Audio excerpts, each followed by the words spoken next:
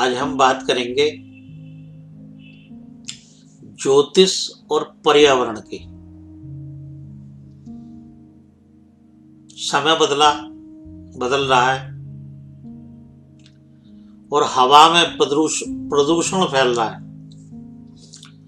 और इतना प्रदूषण फैल रहा है कि लोगों को सांस लेना भी भारी पड़ रहा है। तो मित्रों, कुंडली के अंदर जब बृहस्पति खराब होता है, बृहस्पति व्यक्ति की प्राणवायु होती है, ये जीव कारक ग्रह है बृहस्पति। और प्राणवायु जो आदमी के भीतर और संसार में बाहर, ब्रह्मांड में बाहर जो विचरण हवा करती है, जिससे हवा से मैं सांस ले रहा हूं, उसी हवा से आप सांस ले रहे हैं, उसी हवा से दुनिया सांस ले रही है। तो इस प्राण वायु का कारक है बृहस्पति ग्रह। तो मित्रों, जब तुम्हारे आसपास प्रदूषण फैल रहा हो या तुम्हें सांस लेने में दिक्कत आ रही हो, तो कहीं ना कहीं ये मान लेना चाहिए कि कुंडली में हमारा बृहस्पति खराब है। अगर कुंडली में बृहस्पति खराब है, कमजोर इस स्थिति में, तो व्यक्ति को अस्थमा होगा और उसको प्रॉपर सांस पूरी नहीं मिल पाएगी। तो ऐसी स्थिति में क्या करें? ऐसी स्थिति में हमें पीपल के वृक्ष लगाने चाहिए,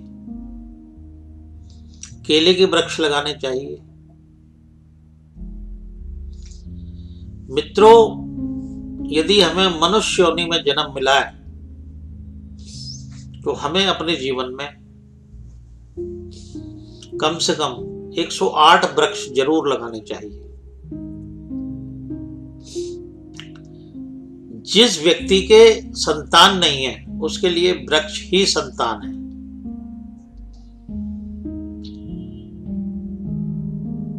तो वृक्ष लगाना बहुत ही पुण्य का और उत्तम कार्य है। वृक्ष लगाते ही यह लोक भी सुधरता है और परलोक भी सुधरता है। तो मित्रों, जिस व्यक्ति का बृहस्पति खराब है, उसको सांस लेने में दिक्कत होगी, उसको अस्थमा भी हो सकता है। तो ऐसी स्थिति में व्यक्ति को पीपल के वृक्ष लगाने चाहिए 11 पीपल के वृक्ष लगाए, 11 ही केले के वृक्ष लगाए, तो उसका बृहस्पति सुधरता है। और प्रॉपर ऐसी स्थिति में यदि व्यक्ति अस्थमा की दवाई ले, तो वो व्यक्ति के शरीर पे कारगर सिद्ध होती है। इसी तरीके से मित्रों, किसी व्यक्ति का कुंडली के अंदर सूर्य खराब है, तो उस व्यक्ति की प्रतिष्ठा दांव पर लगेगी, सरकारी कार्यों में अड़चने आएंगी। ऐसे व्यक्ति अपने अहंकार में ही अपना सर्वनाश करेगा। तो ऐसी स्थिति में उस व्यक्ति को अनार के वृक्ष लगाने चाहिए, बिल्व पत्र के वृक्ष लगाने चाहिए। अनार और बिल्व पत्र के वृक्ष व्यक्ति लगाए तो ऐसे व्यक्ति की पद प्रतिष्ठा सुरक्षित रहती है। ऐसा व्यक्ति समाज में और सरकारी क्षेत्रों में अच्छी इज्जत पाता है। इसी तरीके से मित्रों, यदि किसी का चंद्रमा खराब है, तो ऐसे व्यक्ति की मानसिक स्थिति खराब होती है। ऐसे व्यक्ति का मन चलायमान रहता है, उसका एक डिसीजन नहीं होता, वो बार बार डिसीजन बदलने के कारण उसे किसी भी कार्य में सफलता नहीं मिलती। तो ऐसा व्यक्ति अपने चंद्रमा को ठीक करने के लिए इस पर्यावरण में क्या योगदान दे सकता है कि जो वातावरण शुद्ध रहे। ऐसे व्यक्ति को आम के वृक्ष लगाने चाहिए, पलाश के वृक्ष लगाने चाहिए, अमरूद के वृक्ष लगाने चाहिए, फलदार वृक्ष लगाने चाहिए। तो ऐसा व्यक्ति यदि फलदार वृक्ष लगाता है, आम के वृक्ष लगाता है, अमरूद के वृक्ष लगाता है, पलाश के वृक्ष लगाता है, तो ऐसे व्यक्ति की मानसिक स्थिति में अच्छा प्रभाव मिलता है और ऐसे व्यक्ति का चंद्रमा स्वतः ही ठीक हो जाता है। तो ये बड़ी अनूठी बात है कि ज्योतिष और पर्यावरण का बड़ा गहरा संबंध है। इसी तरीके से यदि किसी का कुंडली के अंदर मंगल खराब है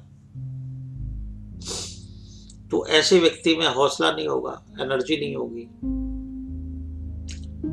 ऐसा व्यक्ति महाआलसी होगा।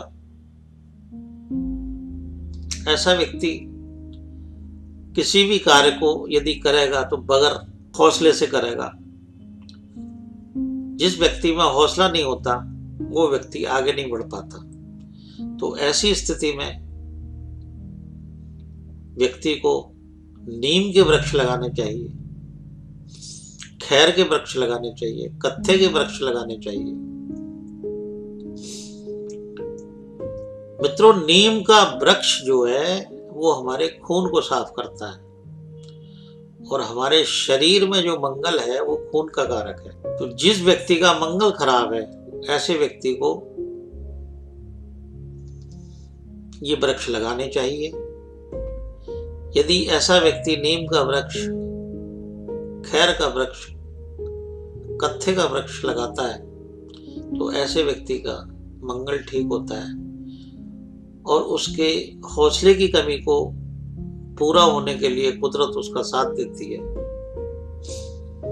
तो मित्रों, इस तरीके से ज्योतिष और पर्यावरण का एक संगम मैं आपको बता रहा हूं। इसी तरीके से किसी का बुध खराब है तो व्यक्ति की वाणी खराब होगी, बुद्धि खराब होगी, व्यापार खराब होगा, डायलॉग डिलीवरी खराब होगी।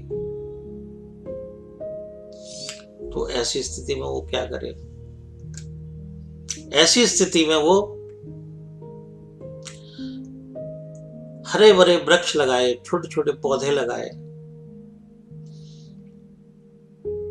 पर्यावरण को शुद्ध करने के लिए ढाक के पेड़ लगाए, हरी भरी सब्जियां उगाए, हरे भरे पौधे लगाए और ऐसे पौधे लगाए जो लोगों के काम आ सके। गुलाब के पौधे, गेंदे के पौधे, गेंदे के पौधों की ईश्वर पे माला चढ़ती है, भगवान पे माला चढ़ती है, सभी देवी देवताओं पे माला चढ़ती है। गुलाब का पुष्प सभी देवी देवताओं पर चढ़ता है। तो मित्रों, जिसका बुध खराब है, अगर ऐसा व्यक्ति फूलों वाले पौधे लगाए और वो फूल भगवान पे चढ़ाए जाए, और चढ़ेंगे ही, वहां से लोग चढ़ाएंगे ही, तो जो व्यक्ति ईश्वर पे पुष्प चढ़ाता है उसका जीवन महकता है। और जीवन व्यक्ति का कब महकता है?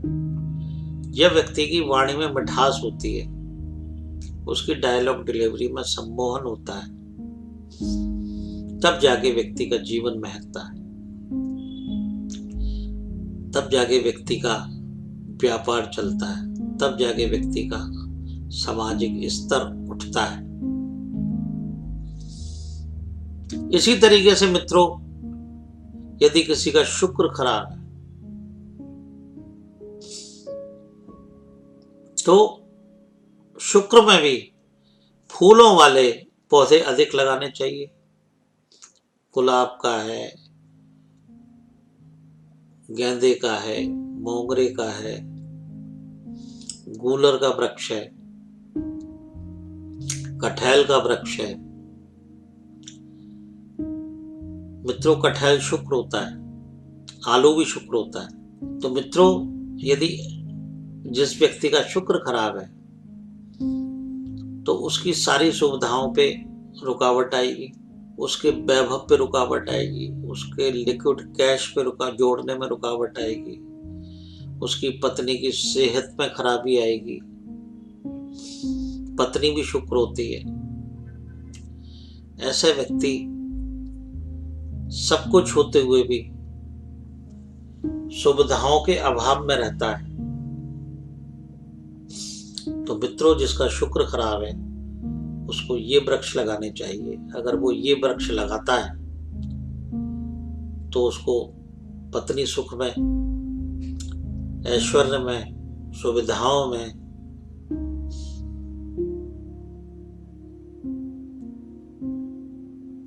राहत मिलेगी और उसकी पत्नी की सेहत ठीक रहेगी। इसी तरीके से मित्रों, किसी का शनि खराब है तो उसमें मेहनत करने की क्षमता कम होगी। शनि हमारे कर्मों का मालिक है। ऐसा व्यक्ति ऐसे कर्म करेगा जिससे दुनिया हमसे नफरत करने लगे, पाप कर्म करेगा, छोटी छोटी बातों पर लोगों से झगड़ा करेगा, स्वार्थी होगा, महास्वार्थी, महानिकम्मा, कामचोर, संघर्ष से दूर भागे। तो ऐसी स्थिति में हमें क्या करना चाहिए? हमें शमी का वृक्ष लगाना चाहिए। हमें वनस्पति से संबंधित रोग जैसे हार श्रृंगार का पौधा लगाना चाहिए, गिलोय लगानी चाहिए, गिलोय की बेल लगानी चाहिए। मित्रों, शमी का वृक्ष इतना कारगर वृक्ष होता है कि हम अपने जीवन में यदि 10-11 शनि के हर साल अपने जन्मदिन पे या किसी त्योहार पे या किसी पूर्णमासी पे या किसी अमावस्या पे एक शमी का वृक्ष लगाएं तो हमारे जीवन में शनि द्वारा कष्ट कभी नहीं मिलेगा। और मित्रों, शमी के पत्तों पे यदि श्री राम लिख के हम शिव जी को चढ़ाएं तो जीवन में हमें हर तरीके के कष्टों से मुक्ति मिलती है और हमारा जीवन कर्मशील हो जाता है। यहां तक कि हमारी संतानें भी हमारे नाम को बरकरार रखती हैं, नीचा नहीं करती। इसी तरीके से मित्रों, यदि किसी का राहु कुंडली के अंदर खराब है तो ऐसा व्यक्ति भ्रमित होके अपनी जिंदगी काटता है, जगह जगह भटकता रहता है, डिप्रेशन का मरीज होता है, अपनी पहचान को वो भूल जाता है, अपनी आइडेंटिफाई को वो याद नहीं रहती उसे, उसके पास ना तो बुद्धि होती ना सिद्धि होती। तो ऐसा व्यक्ति क्या करे? ऐसा व्यक्ति चंदन के वृक्ष लगाए, दूर्वा उगाए, दूर्वा घास, और दूर्वा घास उगाकर 21 दूर्वा की गांठें गणेश जी पे, महीने में एक चतुर्थी पड़ती है कृष्ण पक्ष की, एक चतुर्थी पड़ती है शुक्ल पक्ष की। तो शुक्ल पक्ष की चतुर्थी को यदि वो 21 दूर्वा की गांठें गणेश जी पे चढ़ाए तो ऐसे व्यक्ति का राहु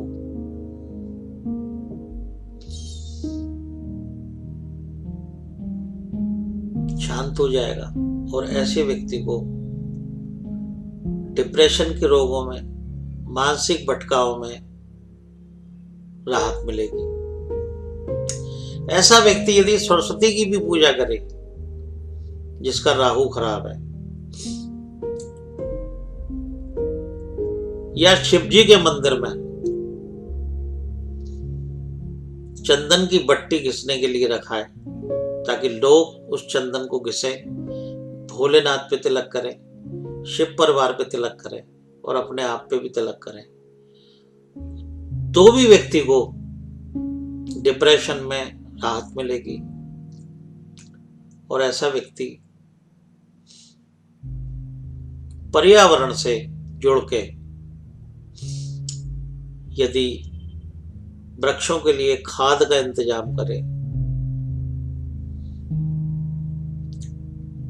तो भी उसका राहु शांत होगा। मित्रों, कुंडली में यदि केतु खराब है तो कुशा लगाएं। कुशा एक ऐसा वृक्ष है, कुशा एक ऐसी घास है कि पूजा किसी भी तरीके की हो उसमें कुशा जरूर काम आती है। तो ऐसा व्यक्ति यदि कुशा का और जड़ी बूटियों के वृक्ष लगाए, गिलोय लगाए, नीम गिलोय लगाए, हरसिंगार लगाए, अपराजिता लगाए, सुदर्शन के पौधे लगाए जिसका केतु खराब है, तो ऐसी स्थिति में वो अपने ग्रह भी ठीक करता है और पर्यावरण को शुद्ध भी करता है। तो मित्रों, वृक्ष लगाना जीवन के अंदर, मनुष्य जीवन के अंदर, मनुष्य योनि के अंदर वृक्ष लगाना एक बहुत ही नेक काम है। और वृक्ष लगाने से ग्रहों को कैसे ठीक किया जा सकता है, ये बात आज मैंने आपको यहाँ शेयर की। मुझे उम्मीद है कि आप अपने जीवन में कम से कम 9 वृक्ष तो इन 9 ग्रहों को जरूर लगाएंगे और फायदा उठाएंगे, और ज्यादा लगाएं तो और पुण्य कमाएं, वो आपके ऊपर है। इन्हीं शब्दों के साथ मैं अपनी वाणी को विराम देता हूं। धन्यवाद।